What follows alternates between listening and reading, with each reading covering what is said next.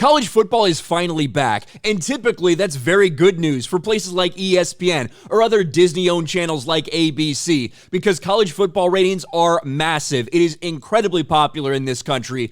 But unfortunately for them, that's not the story after week one of college football. College football week one TV ratings, a huge win for Fox and Colorado, but a disaster for ESPN. Now, some of that can definitely be attributed to a massive problem that's out there, which is this dispute between Disney and Charter Spectrum. The one that happened right during kickoff of what was the Florida-Utah game on Thursday, and over the past 5 days or so has resulted in a big problem for Disney. Just look at their stock since that happened. People know that this is a big problem as Disney blacked out all of their channels on one of the biggest cable providers.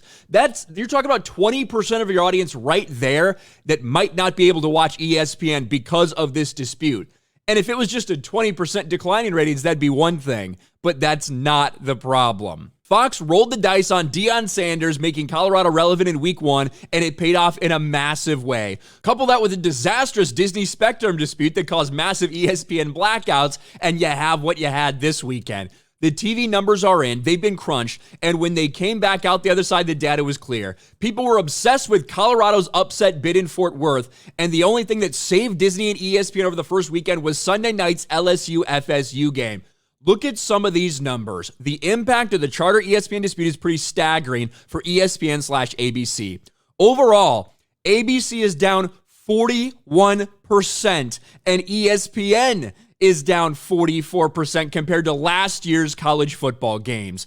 Big Noon, meaning Fox, increased 22% of the ratings, and college football was down 20% over last year. The impact on ratings is pretty staggering from one company blackout. Now, game day, you could look at that and say, well, clearly, 20%, that kind of makes sense. But when you look at ESPN and ABC games overall, obviously you're going to get different matchups, different people trying to tune in, but a 40% drop, 44% drop for ESPN from last year to this year. Certainly some of that you can blame on this dispute, but whatever the reason is, these are the numbers. A massive decline. And in fact, when you look at some of the numbers that are out there for the overall, like look at this. LSU Florida State had 9.1 million.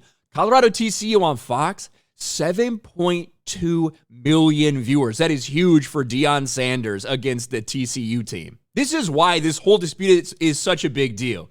The second biggest cable company in the country, and ESPN won't be airing on there for at least a certain period of time. ESPN's tried to do damage control. They try to get out ahead of it after getting caught off guard, but it just has not helped. We've seen the stock continue to fall, and there's a reason. And now we're looking at disastrous ratings for ESPN and ABC and Disney in week one of college football, which should be some of the biggest numbers they see all year. Unfortunately for them, it hasn't exactly turned out that way. Let me know your thoughts about all this in the comments section below. Smash a like button, subscribe to the channel, ring the bell for notifications, share this video out there, and I'll talk to you later.